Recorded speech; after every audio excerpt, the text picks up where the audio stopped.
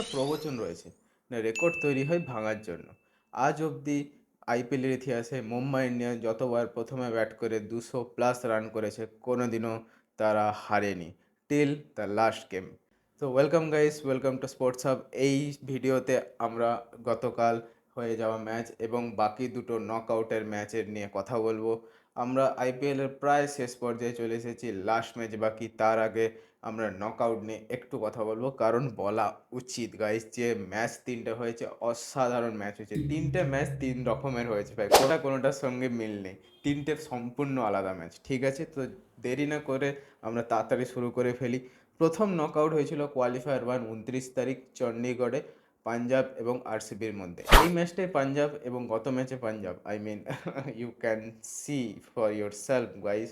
এই ম্যাচে পাঞ্জাব 101 রানে অলআউট হয়ে যায়, কেউ রান করতে পারেনি, না প্রিয়ান্স আরিয়া, না প্রভ সিমরান, না শ্রেয়াস আইয়ার, না মার্কাস স্টয়নিস, না নেহাল ওয়াদেরা, কেউ রান করতে পারেনি, ঠিক আছে? কিন্তু সেই রান না করার পিছনে একটা কারণও ছিল। যে লোকগুলো চণ্ডীগড়ের দুটো ম্যাচের পিচ বানিয়েছে তাদের প্রণাম ভাই। ভাই এটা পিচ, এইটাকে বলে পিচ। এই পিচের উপরে the real battle happens, the real battle between bat and ball, ঠিক আছে? আরসিবির বোলিং দেখিয়ে দিয়েছে যে আরসিবির বোলিং এইবারের জন্য রেডি, ফাইনালের জন্য রেডি, ঠিক আছে?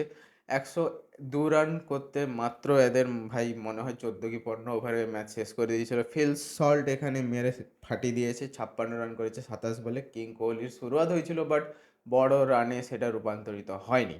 এছাড়া ময়ঙ্ক আগরওয়াল একটা স্টেবল জায়গায় পৌঁছে দেয়, তার সঙ্গে সঙ্গে রজত পাতিদার এসে ফিনিশ করে দেয়, ঠিক আছে? এর সাথে সাথে চতুর্থবারের জন্য আইপিএলের ফাইনালে চলে গেল আরসিবি। এর আগের তিনবার কখন কখন গেছে, 2009, 2011 এবং 2016, ঠিক আছে গাইস? তো এলিমিনেটরের দিকে চলে আসি, যেটা হয়েছিল পরের ম্যাচ নেক্সট দিনই ওই মাঠে, ঠিক আছে?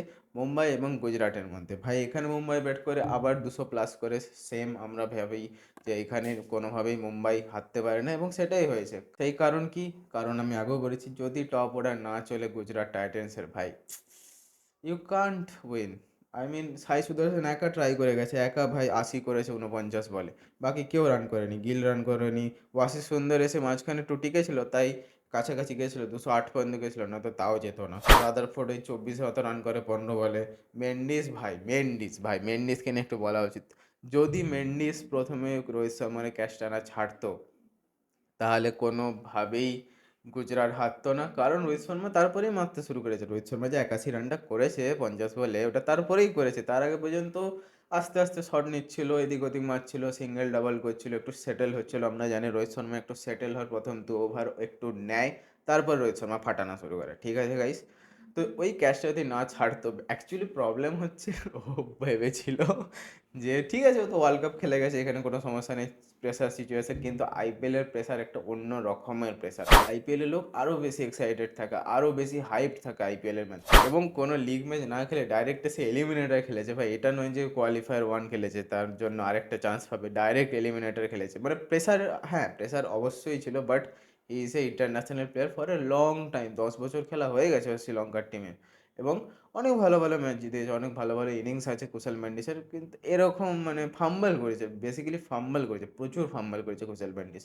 যদি কুশল মেন্ডিস ঠিকঠাক একটু রানও করে দিত বা ক্যাচগুলো ধরে নিত, তাহলে আমার মনে হয় গুজরাট জিতে যেত। প্লাস গুজরাটের বোলিং ভাই, কি সিরাজ, কি প্রসিদ্ধ কৃষ্ণা, কি এই সাই কিশোর উইকেট পেয়েছে, প্রসিদ্ধ কৃষ্ণা উইকেট পেয়েছে, ঠিক আছে? কিন্তু উইকেট পাওয়াটা সব নয়, যা মাঠটা খেয়েছে না ইংল্যান্ডে, যে কী হবে আমি বুঝতে পারছি না ভাই। বিশেষ করে সিরাজ আর প্রসিদ্ধ কৃষ্ণা দুটোই আছে অলরেডি, আই গেস চলে গেছে, শুভমন গিলও চলে গেছে, সেটা নিয়ে একটা ছবিও বেরিয়ে গেছে অলরেডি, ঠিক আছে? তোমরা আশা করি দেখেছো।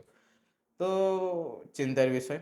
কিন্তু চিন্তার বিষয় বেশি ছিল পরের ম্যাচটা, যেটা ছিল গতকাল কোয়ালিফায়ার 2 পাঞ্জাব ভার্সেস মুম্বাই। এইখানেও ভাই মুম্বাই প্রথমে ব্যাট করে 203 রান করে, এবং সবাই সবাই আমরা ভেবেছিলাম মুম্বাই আবার জিতবে, কারণ যতবার মুম্বাই 200+ করেছে কোনোবার মুম্বাইকে হারানো যায়নি। কিন্তু এইবারে দুজন ভেবে রেখেছিল যে নিকুচি করেছে মুম্বাইয়ের, আমরা জিতবো, আমরা ফাইনাল খেলবো, এবং আমরাই প্রবাবলি ট্রফির হাকদার হব। শ্রেয়াস আইয়ার আরসিবির কাছে হেরে যাওয়ার পর বলেছিল একটা লাইন, যে we may be lost the battle but we didn't lost the war. And he make it right guys. Shreyas Iyer এবং নেহাল ওয়াদেরা যে মিডল ইনিংসে যে ইম্প্যাক্টটা তৈরি করেছিল, ওই ইম্প্যাক্টটার জন্য দুদিক থেকে প্রেসার হয়। আর জাসপ্রীত বুমরাকে যে খ্যাপচা মেরেছে, খ্যাপচা এই জন্য বলছি, মানে ওই রকমভাবে জাসপ্রীত বুমরাকে মারতে আমি কাউকে দেখিনি, মায়েরই বলছি। আমি এত দিন জাসপ্রীত বুমরাকে দেখেছি, অনেক জায়গায় ডমিনেট করতে দেখেছি, হ্যাঁ 2-4টা মার খেতেও দেখেছি, বাট এই রকম বলে বলে মারে, ঠিক আছে, বাংলা একটা কথা বলে, বলে বলে মার ভাই, একটা মারও মাটিতে পড়েনি। ভাই স্টাম্প থেকে এরকম করছে, ভাই স্টাম্প থেকে 150-এর বলকে মিডল স্টাম্পের বল, ঠিক আছে, মিডল স্টাম্প থেকে এরকম করে ঘোরাচ্ছে, আলাদাই ভাই যে ব্যাটিং করেছে, একটা জিনিয়াসকে আমরা ব্যাটিং করতে দেখেছি। এটা শুধু আইপিএল ফাইনাল যাওয়ার জেদ ছিল না, এটা ছিল ইংল্যান্ড সিরিজে না সিলেক্ট হওয়ার রাগ। একদম স্পষ্ট দেখা যাচ্ছিল ভাই, যে মুখটা করেছিল শ্রেয়াস আইয়ার, যে সিরিয়াসনেসটা ছিল, যে জোনের মধ্যে থাকা, যেটাকে বলি আমরা বাংলা ভাষায়, অসাধারণ পারফরমেন্স ভাই, একটা one of the best innings এটা আমার কাছে আইপিএলের ইতিহাসে ভাই। কোনো সেঞ্চুরি ম্যাটার করে না ভাই, যে সিচুয়েশন থেকে বের করেছে। এবং বলে রাখি, গুজরাট জিততে পারতো যদি সাই সুদর্শনের সাথে কেউ একটা থাকতো এখানে, যেমন নেহাল ওয়াদেরা একটু থেকেছে এবং কুইকলি রান করেছে। হ্যাঁ তোমরা বলতেই পারো ওয়াসির সন্ধে 24 বলে 48 করেছে, বাট তখন দেরি হয়ে গেছিলো ভাই, তখন আর করে লাভ ছিল না। কিন্তু এরা ঠিক টাইমে ঠিকভাবে ঠিক বোলারদের টার্গেট করে মেরেছে। অ্যান্ড তো ভাই আমার ড্রিম কাম ট্রু হয়ে গেছে, আমরা সেই দুটো টিম পেয়ে গেছি যারা একবারের জন্য এখনও অব্দি আইপিএল জেতেনি। ফাইনালে উঠেছে আরসিবি 4বার, আমি আগেই বলেছি, এবং পাঞ্জাব এর আগে একবারই উঠেছে 2014 সালে, ঠিক আছে ভাই। ওকে, তো আমরা ফাইনালি পেয়ে গেছি এমন দুই টিম যারা এখনও অবধি ফাইনাল জেতেনি, ঠিক আছে, ফাইনালে একটা নতুন চ্যাম্পিয়নের মুখোমুখি হতে চলেছি আমরা। এই ঘটনা লাস্ট ঘটেছিল ভাই 2010 সালে, যেখানে চেন্নাই তার প্রথম টাইটেল জেতে এবং মুম্বাই প্রথমবার ফাইনালে ওঠে, ঠিক আছে গাইস। এরপরে ঘুরিয়ে ফিরেও চেন্নাই, মুম্বাই, কলকাতা, পুরো দুটো টিম কারাও চ্যাম্পিয়ন হয়নি। এটা লাস্ট 2010 সালে ঘটেছিল, এবং 2008-9-তে স্বাভাবিক ঘটবে, এটাও বলে রাখা ভালো। তো আমি খুব এক্সাইটেড, আমি জানি না কে জিতবে এখনও অবধি।